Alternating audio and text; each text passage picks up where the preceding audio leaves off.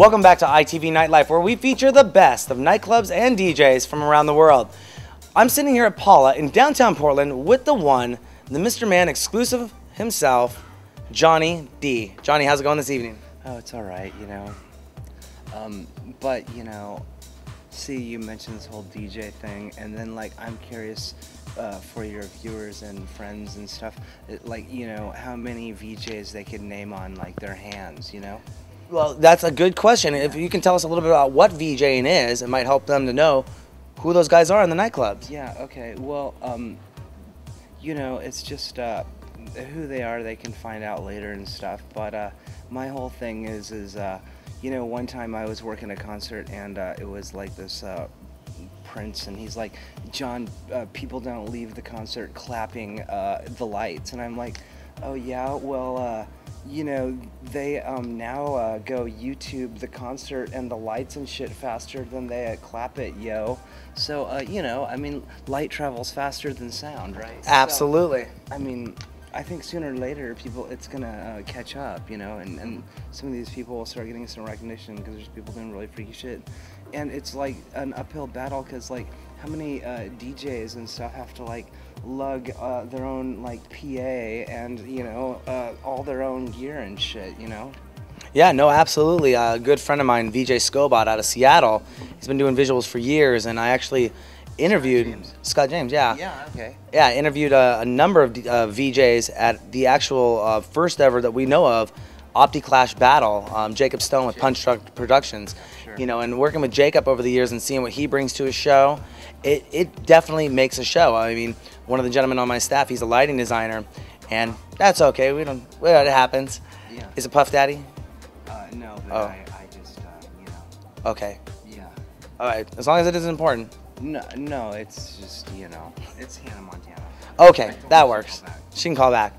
So, you know, even one of my own crew members, he is a lighting designer for shows. Not in the VJ sense, but basically setting up the lighting design for the whole shows. He's doing great. He actually just got off the boats, and now he's, you know, getting hired on with a big production company out of Houston. But the main thing is a lot of people don't know what VJs really do and how integral of a part of a show that is. People just think it's just video, and it's just something they pre-make, but you're actually live time editing video clips. You know, what's entailed behind training for something like that? Tools, but it's like real-time After Effects, you know. It's like, you know, so it can be, it's kind of like this, after a while, you know, I think it started with the bands. It was like, okay, you know, there's 10 guys or whatever. But with the DJs and stuff, and these kids are paying, like, you know, X amount, 50 or 60 bucks a ticket for some of the bigger names.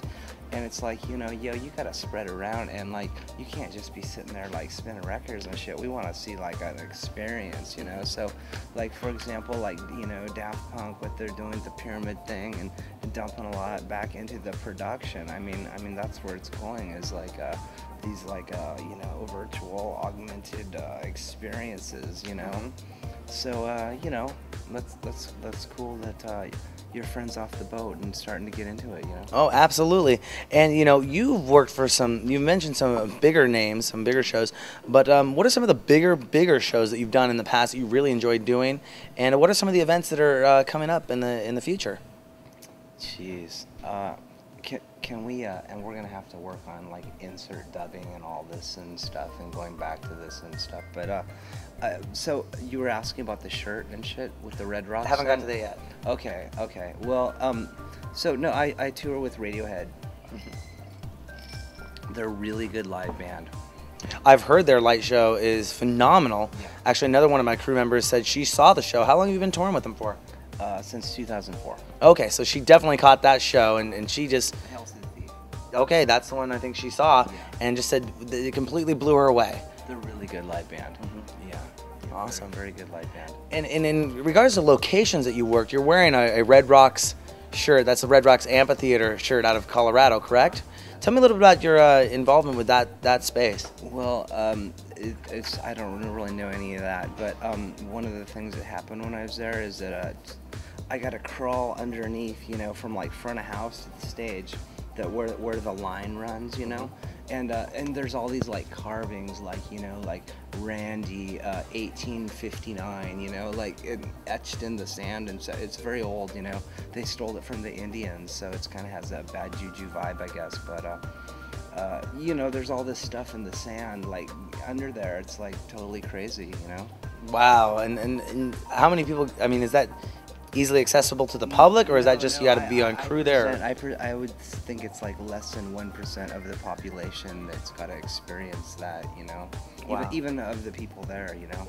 That's awesome, though. I mean, just to see that type of history, not obviously what you mentioned about the Indian reservation, but definitely that history of what's gone on in that space.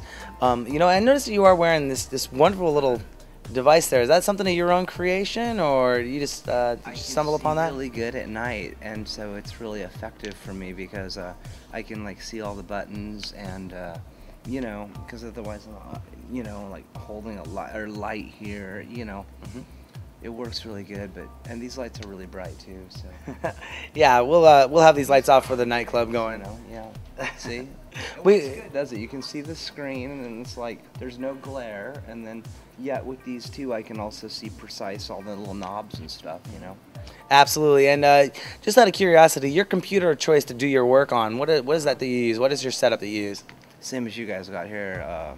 It's an Apple. It's an Apple. Yeah. Well, I mean, there's like, you know, come on.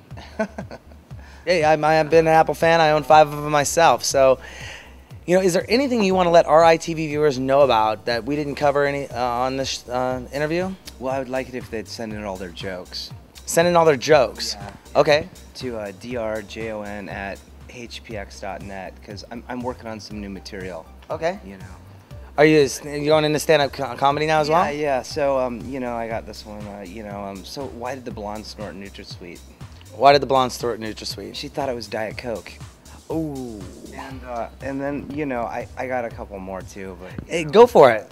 all right. So this guy walks on to this elevator, and this woman's like, "Can I smell your balls?" And he's like, "No." She's like, "Oh, it must be your feet."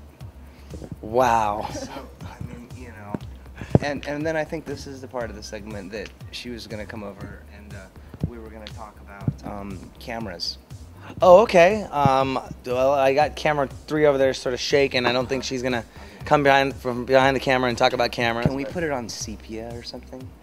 We could definitely see if we can put a sepia tone involved with that. I just, you know, wanted to say again, thanks. And, you know, that whole VJ thing, these guys are doing a lot of freaking work and hauling out like vanfuls for 10 years ago, 16-passenger van and a crew of 4, you know, to do something like this. And now you can almost like walk on a plane with it, but, you know, they still got to lug a lot of stuff. I mean, how many DJs haul a PA? You know?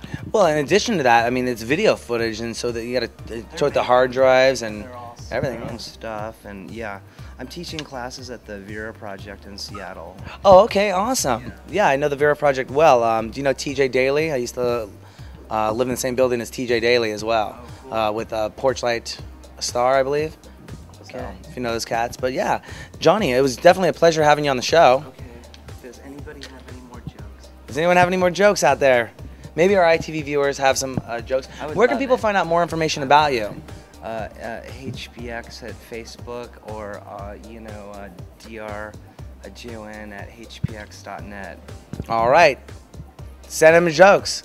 We're going to be looking forward to it. Thank you very much for coming on ITV, Johnny. Good day. All right.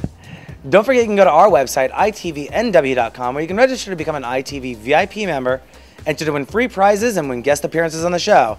This is Jaron and Johnny D coming to you from Paula in downtown Portland. We'll be right back.